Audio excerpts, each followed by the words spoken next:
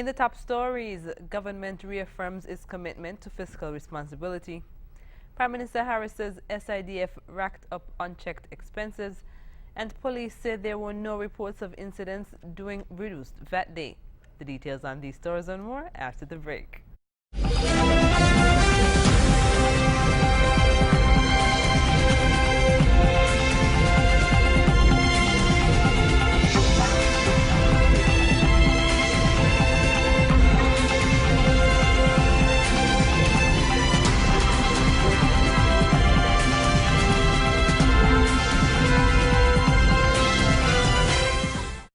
Hello and welcome to the ZIZ Channel 5 newscast. I'm Kyla Barrage.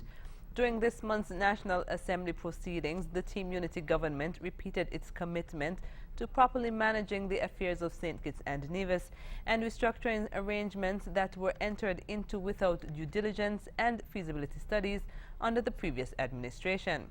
During his budget presentation on Friday, Premier of Nevis, the Honorable Vance Amory, said the government will abide by high levels of accountability and transparency to the public. He said these were lacking under the former administration. There was a serious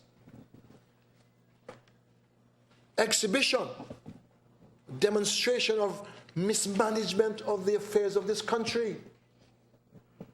A serious mismanagement of the resources of this country, and no effort being made to use the resources to establish a sound economic footing for the people and the future development of St. Kitts and Nevis. Premier Amory said the people must not forget what was done under the previous administration, describing it as a time of pain for residents.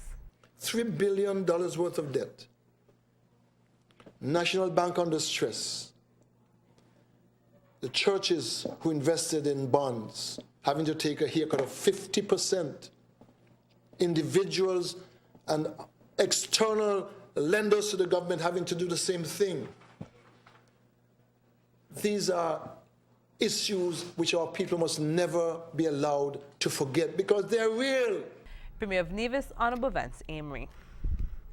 Meanwhile, delivering the findings of accounting firm Ernst & Young during Tuesday's National Assembly, Prime Minister Dr. The Honorable Timothy Harris said the SIDF had been racking up expenses that weren't properly managed. He used examples of investments into Kittish Hill, which he said were done without any due diligence or feasibility study. $6.5 million to purchase Golden Lemon Hotel for Belmont Resorts so that Kittish Hill could suddenly have access, private access if you will, to a beach. One would have thought that consideration would have been given to whether beach access was necessary at the project's inception, or whether it was wise to invest such large sums of money at this very late stage. He said the SIDF, as presently constituted, is doing all that it can to curb the expenditure and salvage the investment.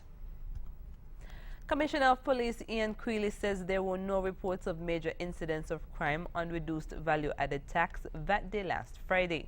He made the comments while speaking with ZIZ during a brief interview on Monday afternoon. There were no major reports that were made to the police. As a matter of fact, we did not have any reports of anything untowards on VAT day in and of itself. Members of the High Command were out up to at least 1 o'clock in the morning because the VAT day was supposed to close at midnight.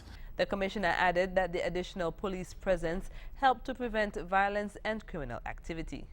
The police would have had a strategy put in place which also included all members of the senior management team joining up with the junior ranks on the street to provide that additional support in terms of the resources that were needed. We anticipated that there would be a lot of traffic congestion. We anticipated that there would be opportunities presented for criminals to take activity, and so that heightened visibility we thought was necessary in order to curb any criminal activities. Creeley also commended the public for their assistance.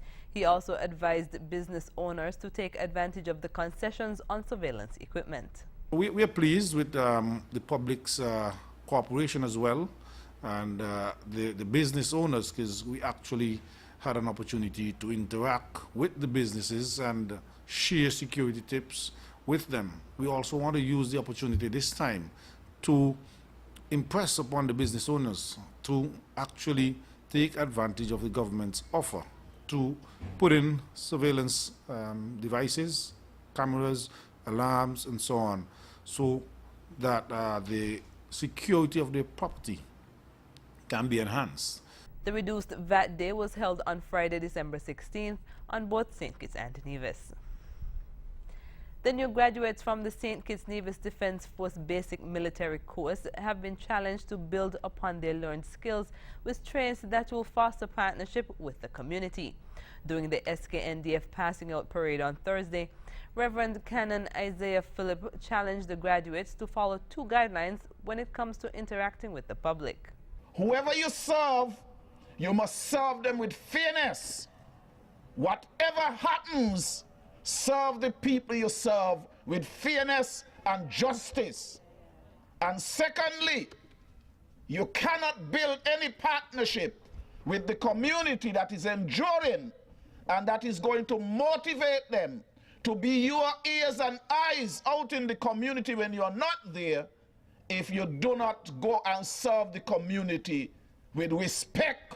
Thursday's ceremony capped off a 15-week training course for active and reserve recruits, 20 males and 8 females.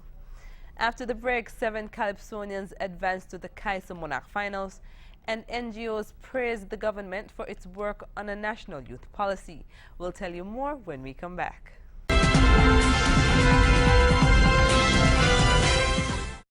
After a night of bacchanal on Sunday where 18 Calypsonians took to the stage in an attempt to secure a spot in the finals of the Senior Calypso Monarch, 7 have been named to advance.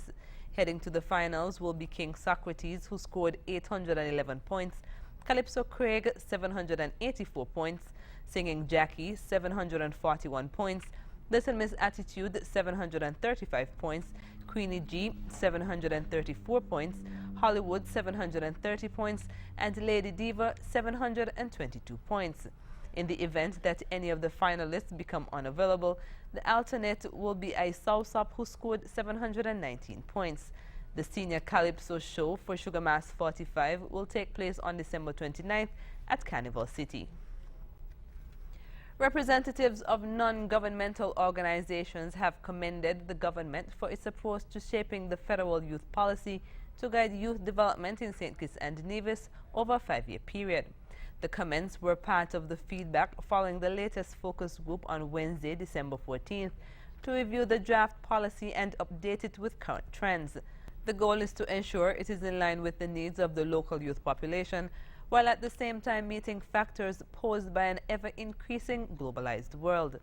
During a special sitting of Parliament in November, Minister of Youth Honorable Sean Richards said the youth policy has been under construction for over 15 years. Discussions with targeted focus groups and other community research will continue across St. Kitts and Nevis. The Clarence Fitzroy Bryant College's most outstanding student in the Teachers Division, Shermel Drew, is advising student teachers to maximize their time wisely in order to excel. Speaking at an Academic Excellence Recognition Awards ceremony, Drew said planning is essential. Do not procrastinate. Do not leave everything to the last minute. Work hard in small bits and pieces. You can do it. The work is not overwhelming. Once you set out your plan, because that's one of the things that we learn, once you plan ahead, once you establish yourself, you will achieve it. Whether you get the best results or not, you will achieve what you set out to do, and that is obtain a higher level of education. Drew was one of 4 young persons recognized during the awards ceremony for excellent academic performances for the 2015-2016 academic year. Coming up, a call for stiffer penalties for traffic violations in Barbados. The details when we come back.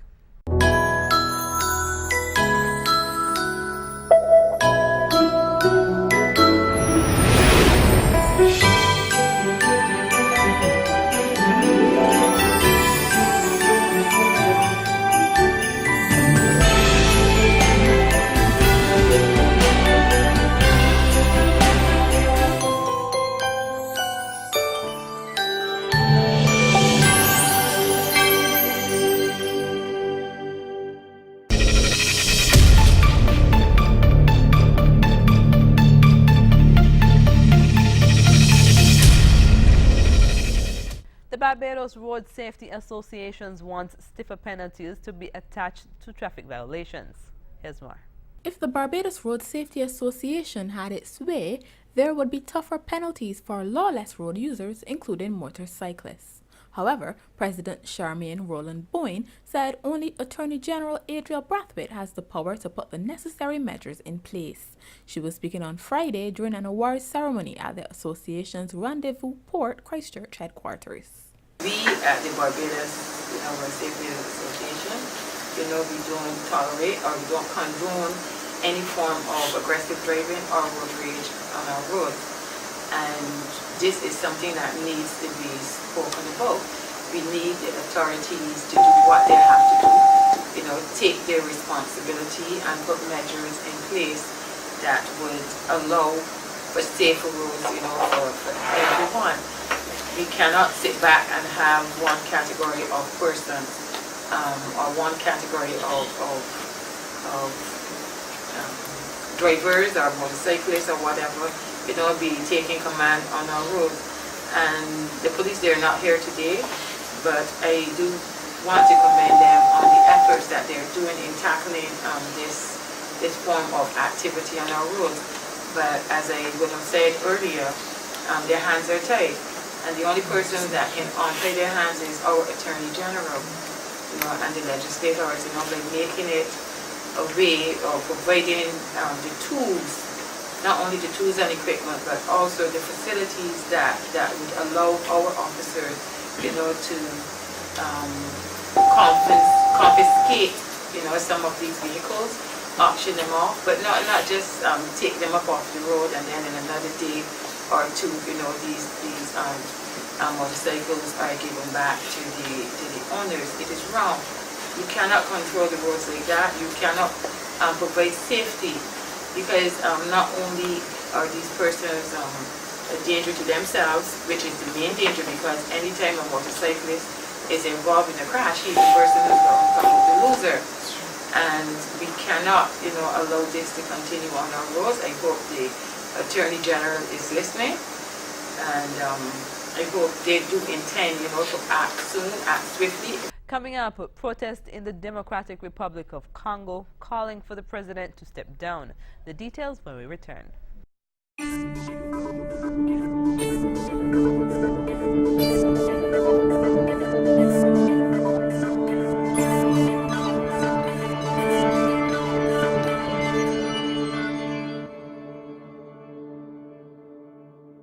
Protesters hit the streets of the Democratic Republic of Congo's capital, demanding President Joseph Kabila step down when his mandate runs out on Monday, sparking fears of a return of mass violence.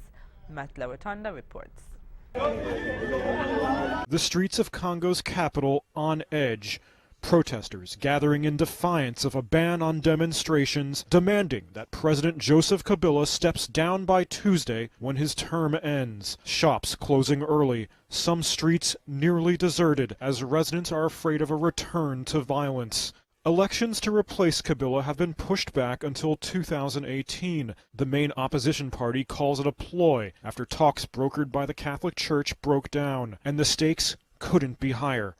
The country hasn't had a single peaceful transition of power since gaining independence from Belgium in 1960. Civil wars in the 90s and early 2000s killed millions, sucked in armies from neighboring states, and saw mass atrocities. Kabila's government blocked most social media, raising fears of a new conflict. Opposition hasn't called for protests, saying they want to avoid the potential for violence. And some have accepted the delay on elections. But these men have gathered anyway. Rebel groups have taken advantage of the tension, staging raids and killing a UN peacekeeper elsewhere in the country. For now, the Congo holding its breath. Up next in sports, we have the results from the SKNFA Carnival Cup over the weekend, and Atiba Harris resigns with FC Dallas. Stay tuned.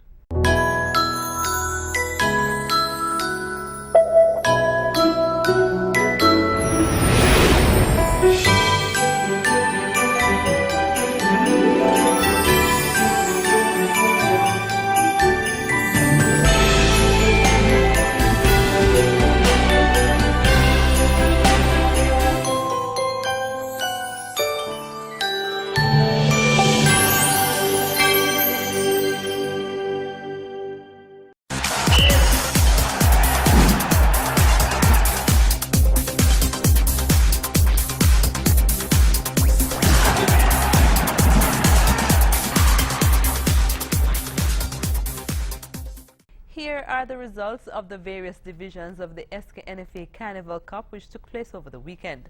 In the Atiba Harris Under-14 finals on Saturday, Rams Village Superstars thrashed St. Thomas Trinity Strikers 4-1. For Superstars, Trevon Liebert scored in the 25th minute, Tyreek Queeley in the 26th minute, Marija Hajarik in the 42nd minute, and Jubandine Joseph in the 60th minute.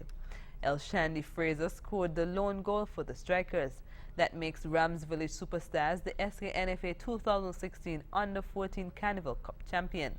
Meanwhile, in the Division 1 Carnival Cup finals, Mantab narrowly edged out St. Thomas Trinity Strikers 2-1 to take the title. Scoring for Mantab were Jarin Clark in the 20th minute and Sylvester Alexander in the 51st minute.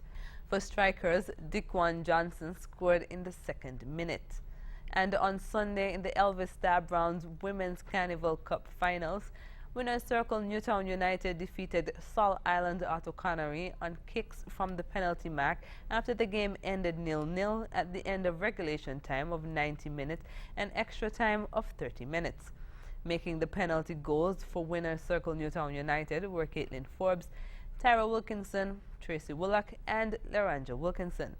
And for Sol Island Auto Connery, the penalty scorers were Tavia Phillip and Delencia Roberts. And finally, in the Premier League Carnival Cup finals, Rams Village Superstars beat Hobson Enterprises Garden Hotspurs 2-1. Kimari Rogers and Javon Amory scored for Superstars, while Alexis Sadler scored for Hotspurs. That makes Rams Village Superstars the SKNFA 2016 Premier League Carnival Cup champion. National footballer Atiba Harris has re-signed with FC Dallas for the 2017 season. Harris is returning for his 3rd straight season with FC Dallas, which is also the 5th in his career. He has at least 2 assists in each of his 4 previous seasons with FCD and 9 goals for the club. And in a related story, Atiba Harris made 2 young football fans' dreams come true when he visited twins Marcos and Tamiret Bugali at the hospital. The teenagers are from Ethiopia but will spend the next few months in North Texas recovering from several surgeries to treat their severe cases of scoliosis. According to an article on DallasNews.com, when Harris entered the room, he hugged the teens and handed them each a shiny Christmas gift bag with a personalized FC Dallas jersey and a pair of sandals from St. Kitts. The article said Harris decided to visit Marcos and Tamiret after someone from the hospital told him about their love for soccer and their hopes to be able to play in the sport when they recover. The boys didn't say much Friday, but spent their time with Harris taking selfies and listening to him talk about his Caribbean home. He urged them to visit there themselves one day. The Amateur Swimming Association of Trinidad and Tobago's Invitational Swimming Championship 2016 continued on Sunday at the National Aquatic Center. We hear more in the C News report. Their speed in the pool. In the girls 9 to 10 age group 200 meters individual medley saw a close bunch at the start of the race, but Joy Blackett pulled away at the halfway mark and the rest of the field had to play catch up, and they just could not reel in the tidal wave aquatics swimmer who finished in a time of 3 minutes 5.47 seconds. But the crowd was in for more entertainment in the boys 9 to 12 200 meter individual medley. Provided the entertainment was Zarek Wilson, who has been smashing all sorts of swimming records in recent times. You guessed it, he smashed another one in this event when he shaved almost 2 seconds off Nicholas Bovel's 1997 record of 2 minutes 38.34 seconds. Wilson finished in a time of 2 minutes 36.40 seconds. In the older age groups, Ornella Walker had a hard-fought battle in the girls 15 and over 200 meter individual medley, which she won in a time of 2 minutes 36.58 seconds. While in the same age group for boys, national swimmer Jarrell Thompson came from behind to grab first place in a time of 2 minutes 21 seconds. Thompson was lagging behind at the beginning of the race, which was led by Darrell Prescott. But Thompson showed why he is the top national junior swimmer by storming back to victory. Nasira Mohammed, C Sports. When we come back, we'll have another look at the stories that made the headlines.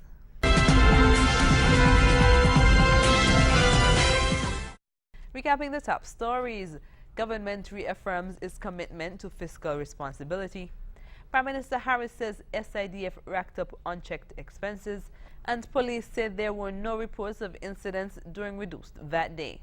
And that's the end of the ZIZ Channel 5 newscast. Thank you for joining us. I'm Carla Barrage. Goodbye.